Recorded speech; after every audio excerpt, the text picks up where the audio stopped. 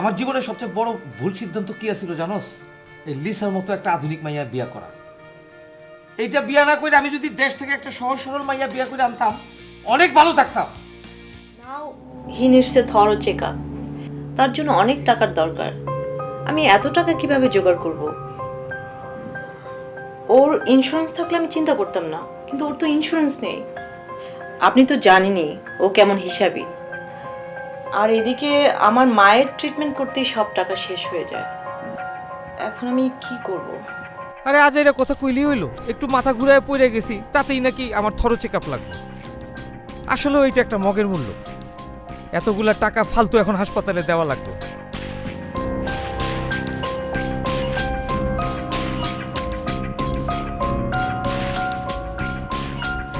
আরে আরে একটু মাথা ঘুরে না হয় পইরেই গেছি।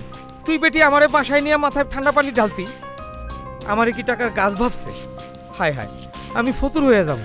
আরে লিসা বেগম, আমার চিকিৎসার সময় তোমার কাছে টাকা থাকে না তাই না? না, আমার আর খপ্পর থেকে বাঁকতেই হইব। আজকে এই হাসপাতাল থেকে আমার বাঁকতে হইব, যা থাকে কপালে।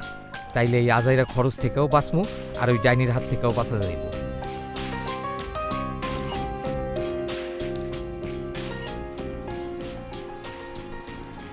হ্যালো, লিসা, হ্যাঁ কি খবর? হসপিটাল থেকে ফোন এসেছিল। মিলন নাকি ওখান থেকে পালিয়েছে। কি বললে? মিলন হাসপাতাল থেকে পালিয়েছে? ও মাই গড। আপনি যদি ওর কোনো খবর পান আমাকে জানাবেন, কিন্তু আমি খুব টেনশনে আছি। তুই কি পাগল হয়ে গেলি? তুই হাসপাতাল থেকে পলালি কেন? তুই এই দেশে আইন কানুন জানোস না? এই যে তোরা আজকে পুলিশে লয়ে গেল, এই বাঙালি কমিউনিটি সবাই জানিস। আমি মুখ দেখাবো কেমনে? তোর সমস্যাটা কি? তুই হাসপাতাল থেকে পালালি কেন? আমি জানি তোর কি সমস্যা। তোরে তো চিনি আমি সে ছোটবেলা থেকে, সে কলেজ লাইফ থেকে দেখছি তুই খালি টাকা পয়সাই চিনস। জীবনে কোনোদিন একটা ভালো কাপড় কিনছস? তোরে কোনোদিন জীবনে কোনোদিন ভালো একটা রেস্টুরেন্টে আমি খাইতে দেখি নাই। তোর এই কিপটামিনের কারণে তোর জীবনে কোনোদিন কোনো মেয়েদের সাথে বন্ধুত্ব করতে দেখিনি। আচ্ছা, তুই টাকা পয়সা কার লেগে জমাস? তোর তো এই তিন কুলে কেউ নাই, তোর এই টাকা খাইবটা কি? শুনুন, টাকা পয়সা হচ্ছে নিজের জন্য, নিজের সুখ শান্তির জন্য। নিজে না বাঁচলে টাকা দিয়ে কি হবে? তাই এত হিসেব করে চলা ঠিক না। একটাই জীবন, তাই এই জীবনটাকে যত পারা যায় এনজয় করা উচিত। তিতি ঠিকই বলেছে, একটাই জীবন। এই তুই এত কথা কস কেন? তুই কিছু জানোস? ভাবি আপনি কিছু মনে করেন না। এই তুই জানোস লিসা আর তার মা যে আমার তিলে তিলে শেষ করে দিতেছে? এটা তুই জানোস? অগলেগার টাকা রোজগার করতে করতে আমি মরে যাইতেছি। মায়ে খায় মদ আর মায়ে খায় ওষুধ, আর হ্যাগলেগার টাকা জোগাড় করতেছে আমার। আমি কেমনে মাথা ঠিক রাখি? আমার জীবনের সবচেয়ে বড় ভুল সিদ্ধান্ত কি ছিল জানোস? এই লিসার মতো একটা আধুনিক মাইয়া বিয়া করা। এইটা বিয়া না করে আমি যদি দেশ থেকে একটা সহজ সরল মাইয়া বিয়া করে আনতাম অনেক ভালো থাকতাম।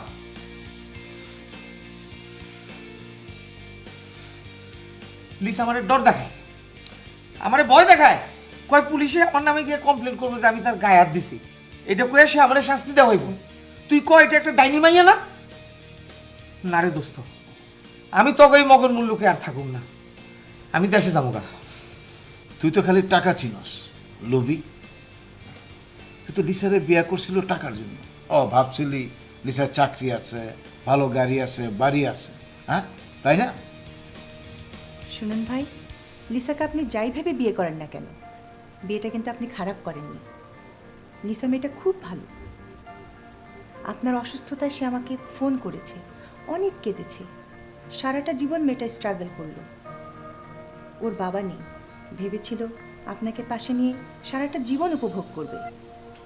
কিন্তু আপনার সেদিনকার কথায় ও ও খুব কষ্ট পেয়েছে। তুই জানোস লিসা তোরে কত ভালোবাসে? ও তো তোরে কোনো প্রবলেমে ফালাইতে চায়নি। তোর হাসপাতালের বিল আমি দিতে চেয়েছিলাম, কিন্তু লিসা কি বলছে জানোস? না না না, he is my husband. I will pay this bill. হ্যাঁ, তুমি এত টাকা কোথায় পাবে? আমি যেভাবেই হোক এই টাকার জোগাড় করব। জোগাড় করে আমি বিল শোধ করে দেব। আচ্ছা, এখন আপাতত আমি বিলটা শোধ করে দিই, then you can pay me later, okay? ঠিক আছে, কিন্তু মিলন যেন জানতে না পারে টাকাটা আমি দিয়েছি। ওকে বলবেন আপনি দিয়েছেন। Sure, no problem. আর মিলন যদি আমাকে ডিভোর্স দিতে চায় তাহলে ওকে বলবেন পেপার রেডি করতে, আমি সাইন করে দেব, আমাকে কিছু দিতে হবে না। তবে আমি আসলেই ওকে নিয়ে সুখী হতে চেয়েছিলাম, ওকে অনেক ভালোবেসেছিলাম। আমি অবশ্যই কথা তো অনেক কিছু বলতাম না, তুই লিসারে যা বলছস তার পরিপ্রেক্ষিতে আমার এগুলি বলতে হইল। আরে বেটা, তোর তো কপাল ভালো যে তুই লিসার মতো এমন একটা ভালো মাইয়া পাইছস। তুই জানস এখানকার মাইয়ারে যে চালবাজ, আরে তুই যদি অন্য মাইয়া বিয়ে করতি তোরে তোরা 12টা বাজায় দিত।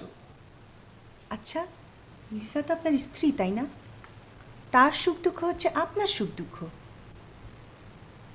এই ধরেন, আজ যদি আপনার মা বেঁচে থাকতেন, আপনি কি তার চিকিৎসা করাতেন না? তার পেছনে পয়সা খরচ করতেন না?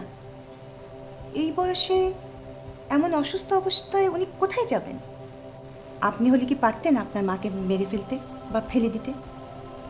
লিসা আপনাকে অনেক ভালোবাসে। জীবনে ভালোবাসা খুবই প্রয়োজন। এই টাকা পয়সা 2 দিনের, এটা কোনো ইম্পর্টেন্স না। তুই লিসার কাছে যা, গিয়া সরি বল, আবার দুইজনে দেখ মিলামিশা থাকা যায় কিভাবে। একটা চেষ্টা কর আরেকবার মতো। লিসা খুব ভালো মেয়ে, ওরে নিয়ে ভালো কোথাও একটা রেস্টুরেন্টে খেতে যায়, একটু ঘোরাঘুরি কর, তারপর দেখবি সব ঠিক হয়ে যাবে। ফিরে পারবি না?